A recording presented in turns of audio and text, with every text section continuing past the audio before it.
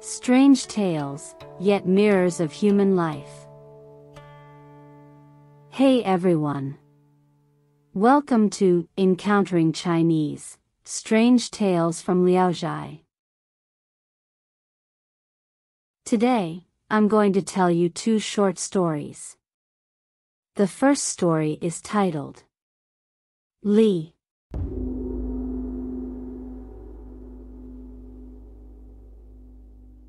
In Shanghai County, there was a scholar named Li, who had a deep passion for studying Buddhism and Taoism.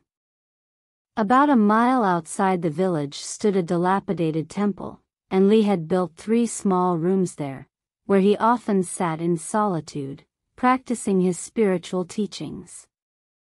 Wandering monks and Taoist priests would sometimes pass through and stay with him, and Li always welcomed them warmly, happily discussing philosophy with these wandering ascetics.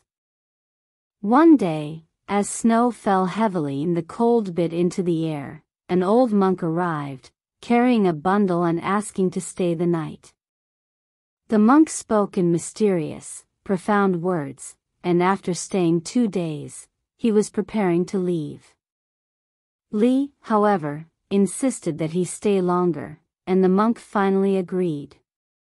On the day the monk was supposed to leave, Li had some urgent business at home, so he hurried back. Before he left, the monk specifically told him to return early the next day, as if he had something important to say. The next morning, as the first light of dawn broke and the rooster's crow was still echoing, Li rushed back to the temple. But when he knocked on the door, there was no response. He knocked for a long time, growing suspicious, and finally decided to climb over the wall.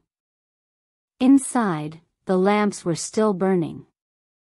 Li thought to himself, "Perhaps the monk is performing some kind of ritual," and quietly crept closer to see what was going on.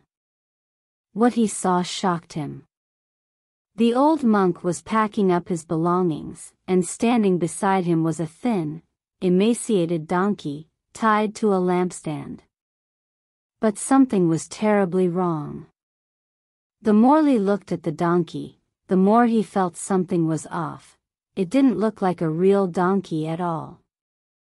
In fact, it resembled a terracotta figurine from an ancient tomb, though its ears and tail were twitching lightly, and it was breathing out white vapor.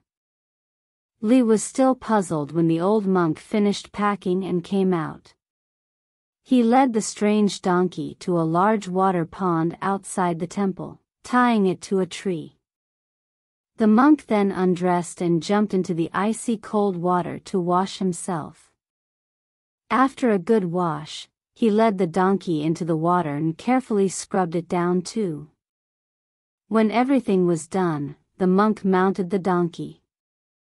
To Li's astonishment, the donkey suddenly moved like a bolt of lightning, galloping several yards in the blink of an eye. Only then did Li realize what was happening. He shouted for the monk to stop. The old monk turned around, gave a respectful bow, and seemed to say something, but Li couldn't hear a word of it. The donkey's hooves pounded the ground, and in an instant, both the monk and the donkey were gone, disappearing into the distance. Later, Wang Meiwu, who lived across the street, told me that Li was his good friend. He had once visited Li at his home. In the hall, a plaque hung with the words, "Hall of Awaiting Death." It didn't seem very auspicious, but it also reflected Li's open-minded, carefree nature. He seemed to view matters of life and death with great detachment. The second story is titled Lu Yaguan.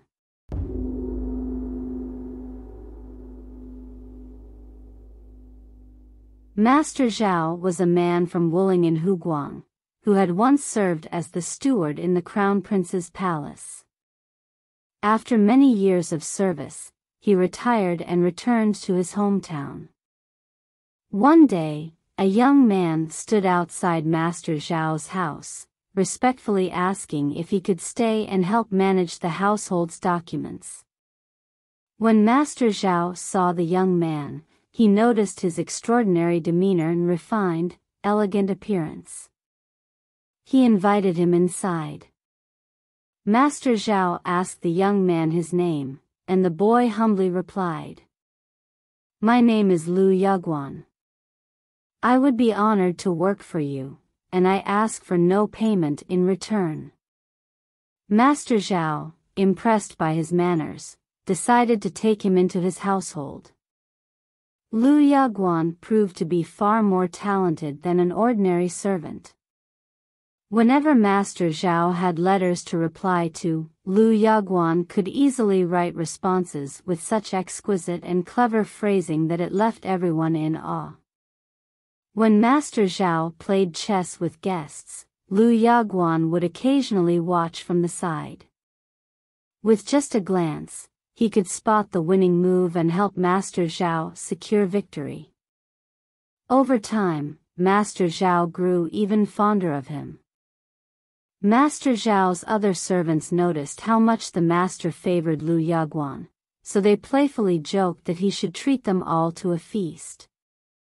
Yaguan agreed and asked, "How many people will be attending?" Coincidentally, the overseers of Master Zhao's estates had all arrived, and soon more than 30 people gathered. The servants, seeing an opportunity to have some fun at Yaguan's expense, included everyone in the count. Yaguan smiled calmly and said, "This is no problem at all. But with so many people, it would be difficult to prepare a feast on short notice. Let's go to the tavern instead." He then invited everyone to a nearby tavern for the meal. Once they arrived at the tavern and took their seats, food and wine were quickly brought to the table.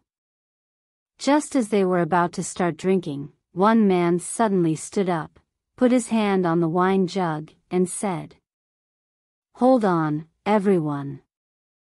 Before we start, can we first know who's buying dinner today? The money should be put on the table, so we can all drink to our heart's content. Otherwise, we could end up spending over 1,000 coins. And when everyone leaves, who will the tavern keeper turn to for the payment?" Everyone turned to look at Yaguan, waiting for his response. Yaguan smiled and said, "Do you think I don't have the money? This small amount doesn't bother me at all." With that, he stood up, walked over to a basin on the table, and pulled out a lump of dough about the size of a fist. He pinched it into small pieces and casually threw them onto the table. To everyone's amazement, the dough pieces transformed into little mice that scurried around the table. Without a hint of panic, Yaguan calmly grabbed one of the mice, tore it open with his hands, and to everyone's shock, a small silver coin fell out. He did the same with another mouse, and once again, a silver coin appeared. In a matter of moments, the table was covered with small silver coins, and all the mice had vanished.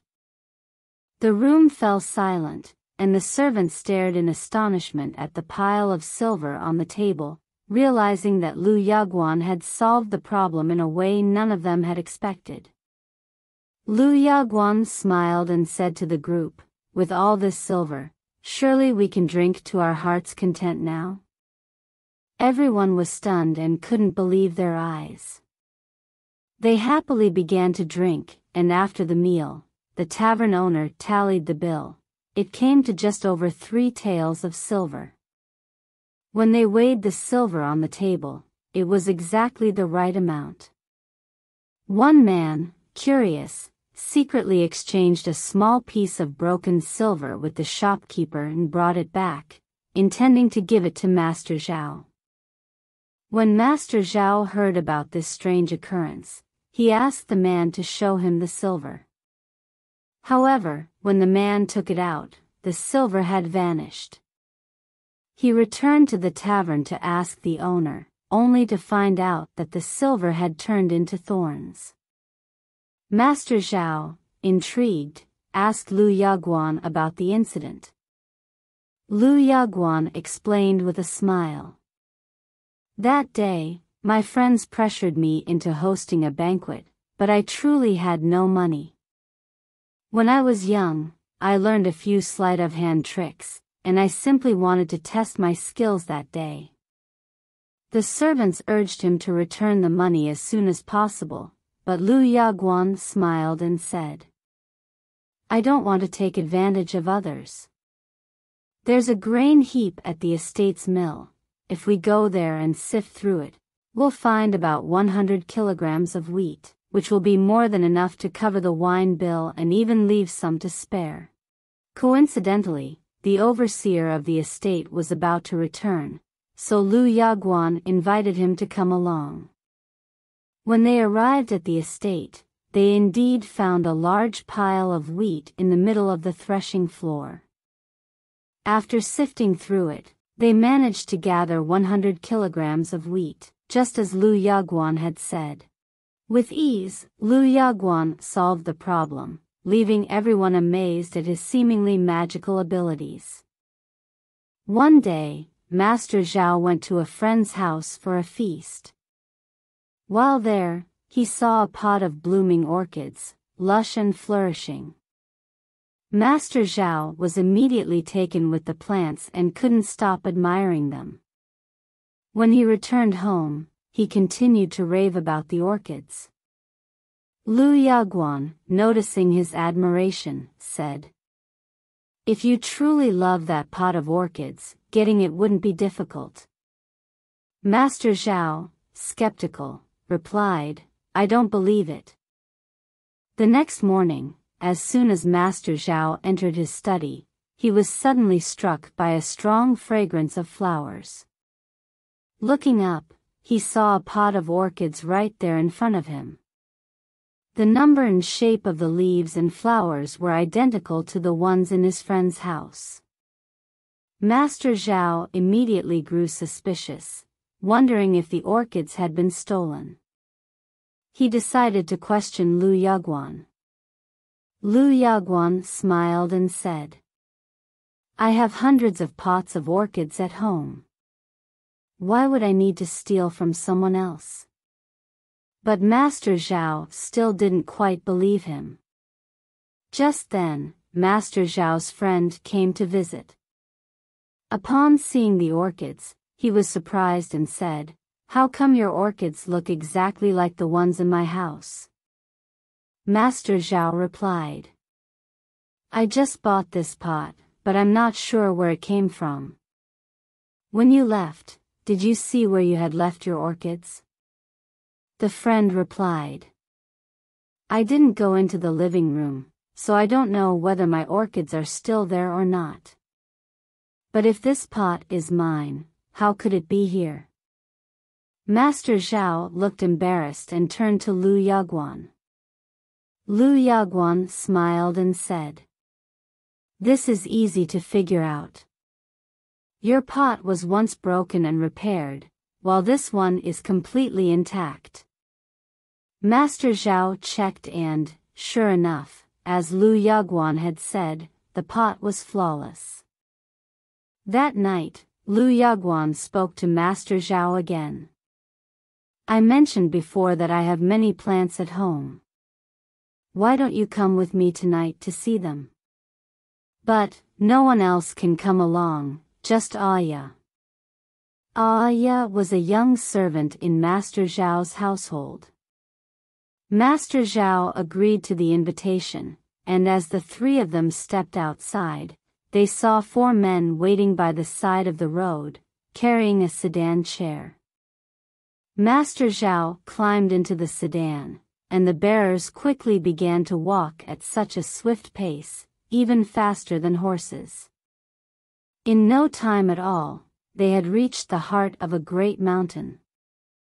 The air was filled with a strange, enchanting fragrance that seemed to invigorate the senses. They arrived at a hidden cave dwelling, a place that seemed like it came from another world. The pavilions and halls were exquisitely decorated, unlike anything Master Zhao had ever seen before. Everywhere there were unusual flowers, delicate potted plants, and rare blossoms, their vibrant colors and sweet fragrances filling the air. There were dozens of pots of orchids alone, their flowers in full bloom and full of vitality. Master Zhao and Yaguan spent some time admiring the scene, and then returned to the sedan and headed back home. Yaguan had followed Master Zhao for many years. Eventually, Master Zhao passed away due to illness, and after that, Yaguan and the servant Aya left Master Zhao's household. After that, they disappeared without a trace. Alright. That's all for today's Strange Tales, Li and Yaguan. If you enjoyed the video, don't forget to give it a thumbs up and subscribe. Please also encourage everyone to comment and share more. We'll see you in the next episode.